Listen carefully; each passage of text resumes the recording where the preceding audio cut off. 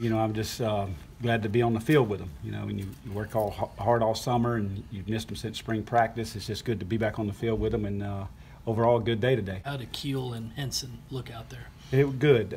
You know, I just got to continue to work. I think Keel's, working hard. Probably one of the hardest workers on the team. Just got to continue to focus his activity, and just proud of what all of them did today.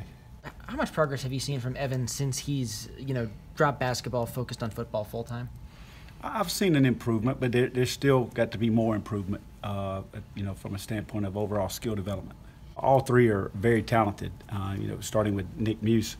He is a guy that, can really be a dominant inline player with his size and athleticism. Trey Kenyon the same. And then Keyshawn Toney, as he continues to develop, come from a good program here in South Carolina, just continue to work his strength and overall body development, he's going to, be in the mix as well. Well, he's a great person.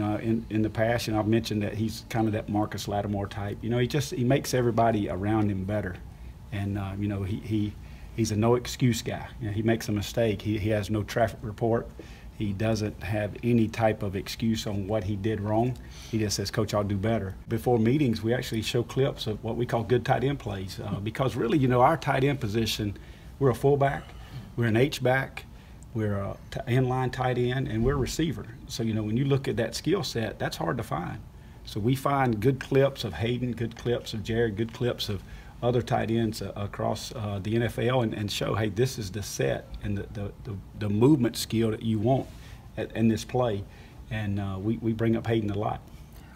Well, first of all, he's got size and length. He's got length, so therefore you can be the inline guy that can block that 280-pound, 6'5" defensive end.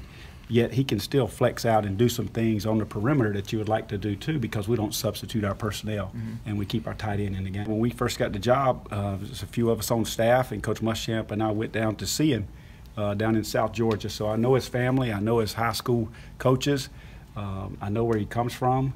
So it's very exciting to see his development and where he has come from.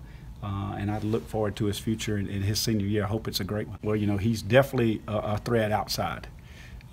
And as he's gotten better with his footwork, he's become a better blocker.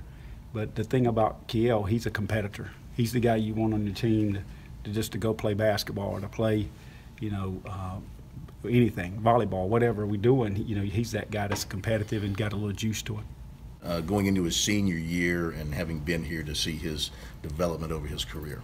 Well, it's great. It's amazing how things fly. Just 4 years ago, we were in Alabama, and sitting there, we got one son playing at Murray State and one son playing over in Italy, and you're just kind of rocking along, and then all of a sudden you got another son in Miami, one in Troy, and now it's his senior year, and you sit around with your wife and you sit there and you think you only got two left in the nest, and they're ninth graders. And you don't see Chase anymore, he's in Miami. You don't see Schuler, he's down in Alabama. And now the window with Jake is closing. And as a parent, you just cherish every single moment. Used to, I'd walk by the quarterback room if he was in there and just say hello. Now I kind of spend a 5 or 6 seconds with him just to say hey, and he'll walk by the office and stick his head in.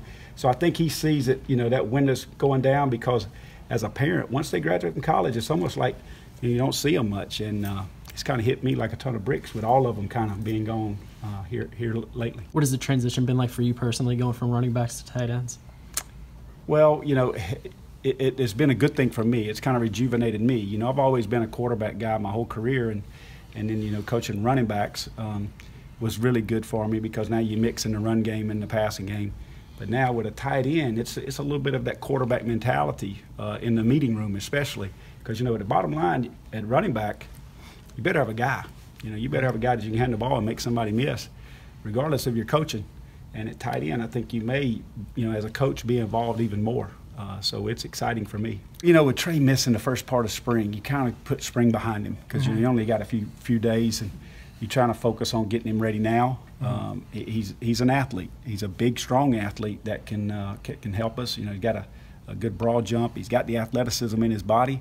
We just got to get him ready to play, and that's our job as a coach. And Keyshawn? Keyshawn the same way. Very intelligent guy, picks it up, hard worker.